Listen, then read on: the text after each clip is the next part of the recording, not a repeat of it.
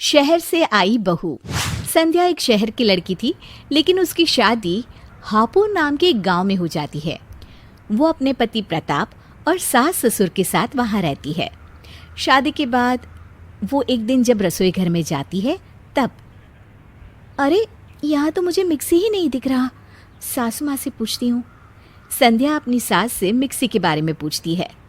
अरे बहू, यहाँ तो हम मिक्सी का इस्तेमाल नहीं करते, ये रहा सिलबट्टा।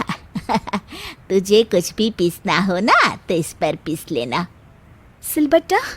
सासू माँ, इसमें तो काफ़ी वक्त लग जाएगा, मुझे चटनी बनानी थी। हाँ तो बहू, हमें कौन सा कहीं जाना है, वक्त ही वक्त है, आराम से बना लो बेटा। संध्या सिलबट्टा उठाती है, लेकिन वो इतना भारी होता है कि संध्या की सांस फूल जाती है।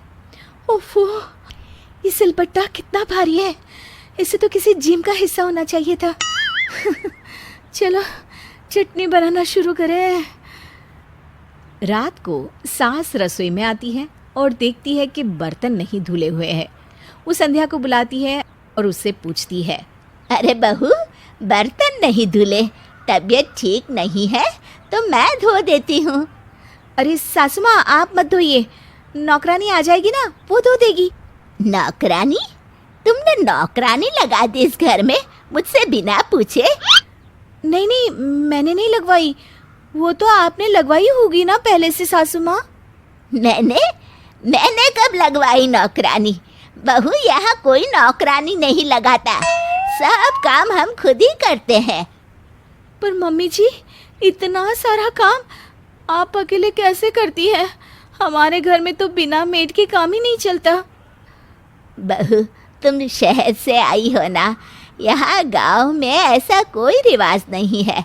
तू जा, मैं धो देती हूँ बर्तन। अरे नहीं नहीं सासू माँ, मैं धो देती हूँ। संध्या बर्तन धोने लगती है। कमाल है, न मिक्सी है न मेड, पता नहीं ये लोग कैसे मैनेज कर लेते हैं। एक दिन संध्या कपड़े धो रही होती है।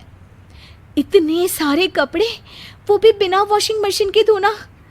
संध्या, ये कहाँ आकर फंस गई तू?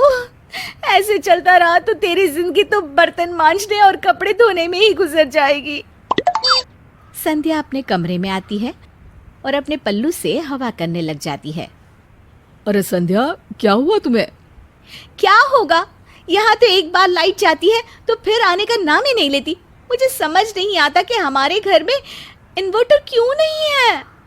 अरे इतनी अच्छी तो हवा चलती है, जाओ बाहर आंगन में, खाट पर बैठो, तुम्हें बहुत अच्छा लगेगा। नहीं जी, मुझे नहीं बैठना खाट पर।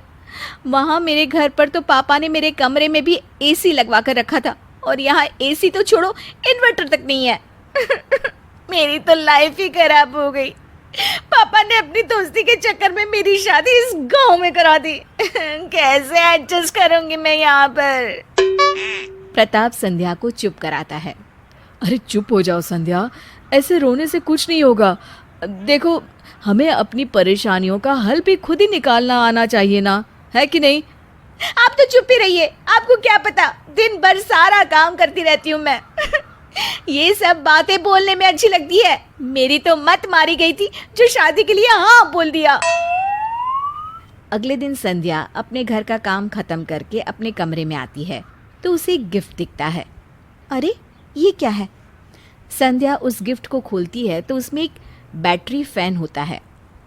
Battery fan? तभी वहाँ प्रताप आता है। हाँ, ये तुम्हारे लिए है, जब भी लाइट चली जाए ना तो तुम इसे इस्तेमाल कर लेना, पर रोना नहीं, ठीक है? संध्या को प्रताप की ये बात बहुत ही अच्छी लगती है और वो उसे गले लगा लेती है। मुझे माफ़ कर दीजिए जी, मैंने कल गुस्से में बहुत कुछ बोल दिया। जहाँ इतना ख्याल रखने वाला पति हो, वहाँ मैं थोड़ा तो एडजस्ट कर ही सकती हूँ। संध्या अब खुशी खुशी घर का सारा काम करने लगती है और अब उसे एडजस्ट करने में भी दिक्कत नहीं होती, क्योंकि उसके साथ उसके पति का प्यार जो होता है